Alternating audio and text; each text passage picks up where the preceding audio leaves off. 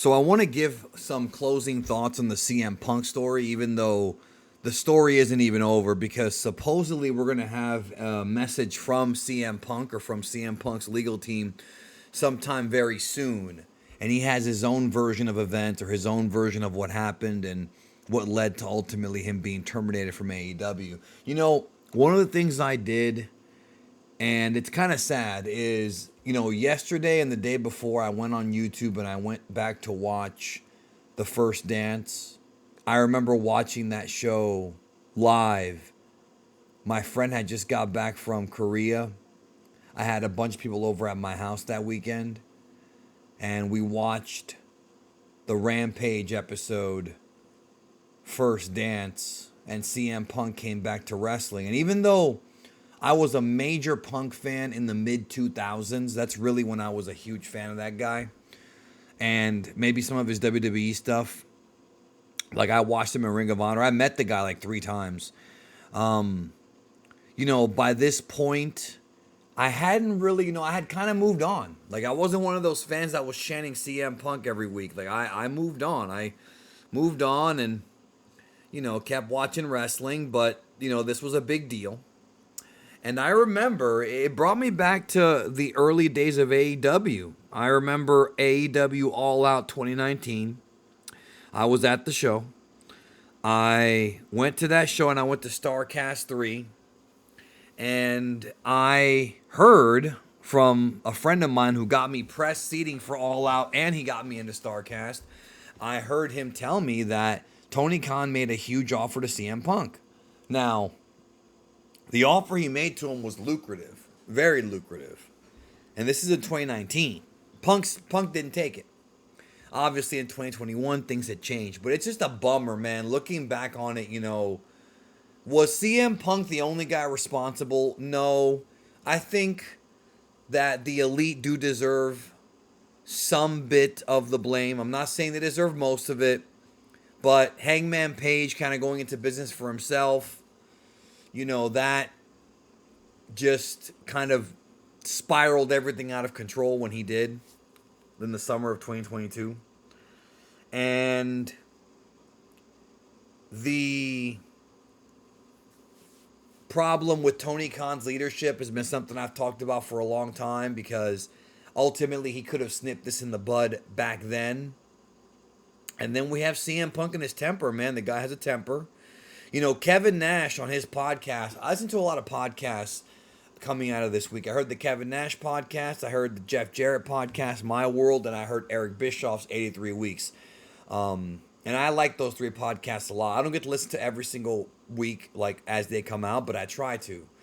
And all of them made very good points. Even Dutch Mantel has a pretty good podcast out there, and he says something very similar. But Kevin Nash said that he thinks that Punk might need to go see a therapist. He might have some issues there, which I get. He's got a lot of anger. He's definitely still bitter towards WWE. That story came out a couple days ago that he told William Regal he didn't want to talk to him and that he was a Triple H stooge. So that tells me he's still bitter over WWE. I don't think he ever got over him getting fired on his wedding day. But I remember when I went to StarCast 2019, I was in the room with the panel that Mike Johnson hosted where he interviewed CM Punk, and Punk brought that up.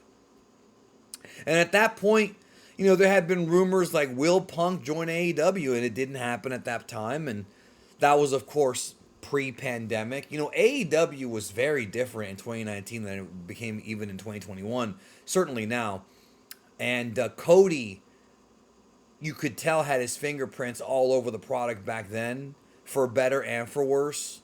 Maybe I'll do a whole other video about it, because when you go back and watch AEW from back then compared to now, it's like a whole different company. It really does feel that way. But, I respected Tony Khan for not only making the choice that he made to actually terminate Punk's contract, but also to publicly acknowledge both the Chicago crowd and have to eat it from them for about 6 minutes, and actually got them to kind of go to his side.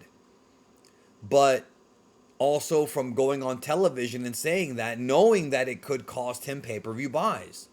There were probably hardcore CM Punk fans who were going to buy the show And once they found out that Punk wouldn't be on it, either they thought it was a storyline or they assumed it was true and didn't buy the show. I don't know. I can't speak to those Punk fans because I'm not really fans with anybody who's just a CM Punk fan.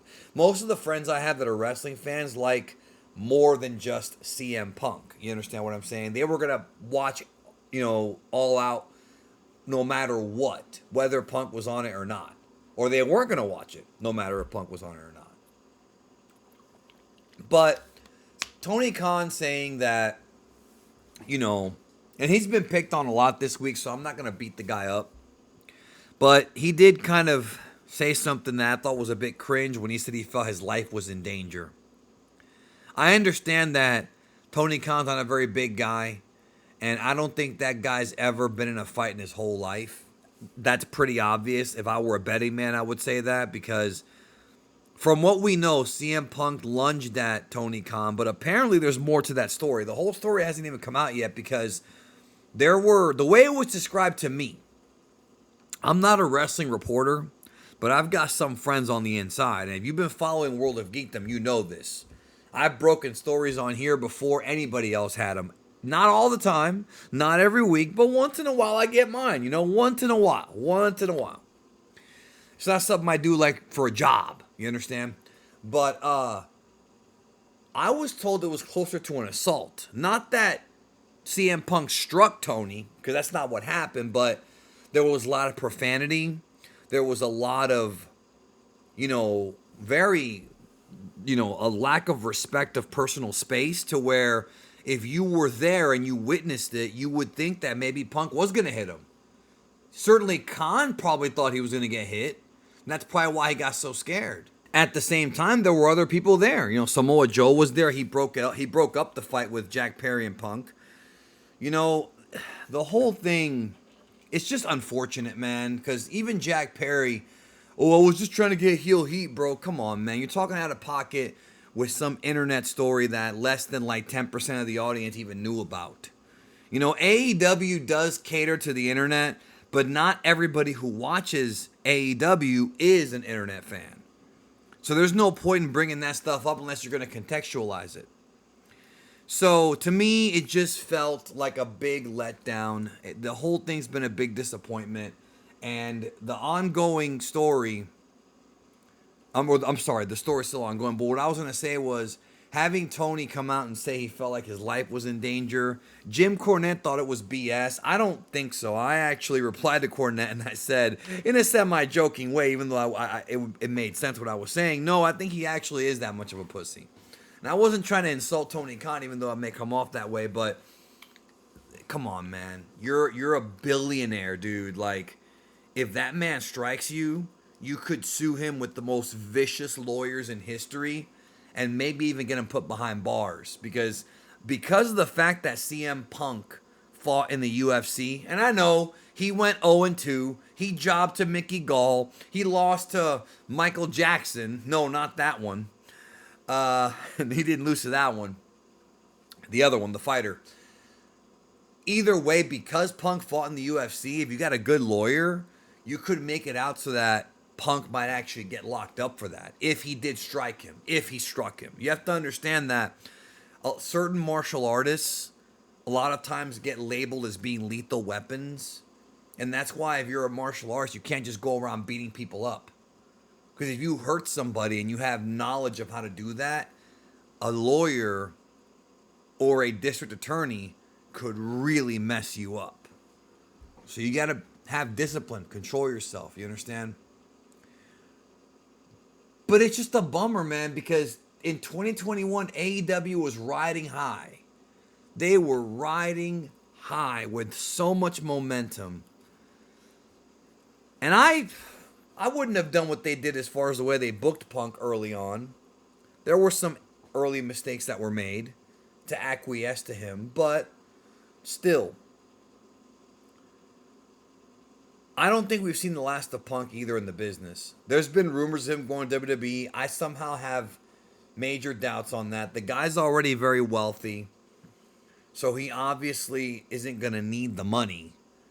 However, allegedly when he went to Raw a few months ago, when he showed up backstage at Raw, he did talk to Triple H. So that door might be a bit more open than people think.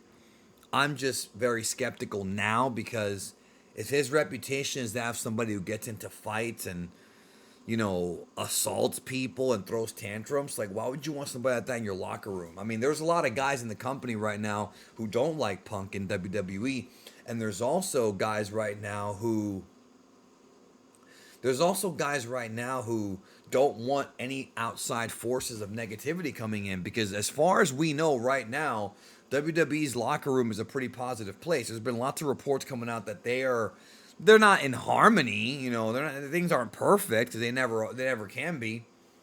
But there have been tougher times in the past, and right now people don't really have beef, and for the most part, people seem to be happy. Maybe not everybody, but people seem to be happier than normal. So, yeah, it is what it is. Now AEW has to move forward. And the hottest program they had, the hottest storyline they could have done, would have been Punk against the Elite. Maybe leading to a Punk Kenny Omega match, which would have been massive if done right. And that's just not going to happen now. So it's kind of back to square one, back to the drawing board for AEW, which is fine. Maybe this will actually push them into working harder and really getting refocused. I like the idea of Bryan Danielson taking Punk's place on Collision and being a Collision guy. I like the idea of Tony Khan just giving him the book for Collision. Just let him do Collision, man. Let him handle it. Give him that pen and pencil, or that pad and pencil, or pen and pad. Have him write down his ideas, approve it, off we go.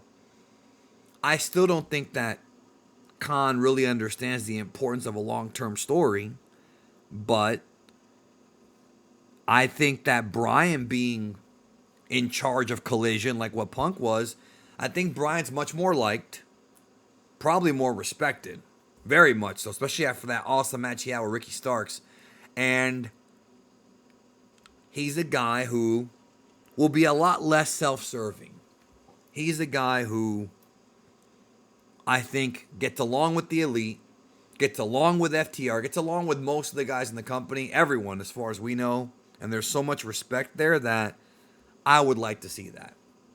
Anyways, those are my thoughts. I would not expect Punk to show up at WWE, but hey, stranger things have happened.